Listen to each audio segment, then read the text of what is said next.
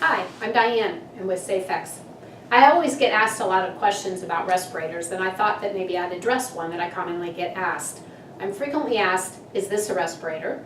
And some others notice this one has an exhalation valve and ask, is this a respirator?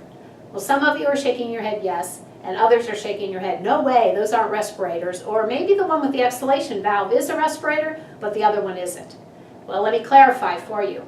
These are both respirators. I know you don't believe that, but they are.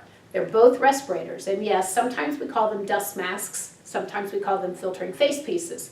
But either way, they're both designed to help filter out whatever contaminants are in the air so that you can breathe clean air.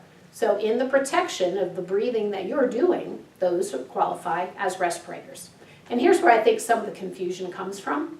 The fact that under the OSHA regulations, if you have voluntary use of one of these filtering face pieces, and what do I mean by voluntary use? It means that there isn't really a hazard presented to you under the OSHA standards, but maybe you find the task irritating, or maybe you just don't want to breathe the dust that's around what you're working on. So you might wear this. That's what we call voluntary use.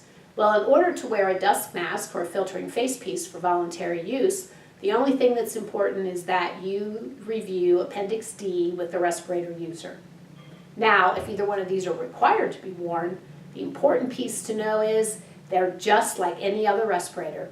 You have to be medically cleared, you have to be trained, and you have to be fit tested to use these.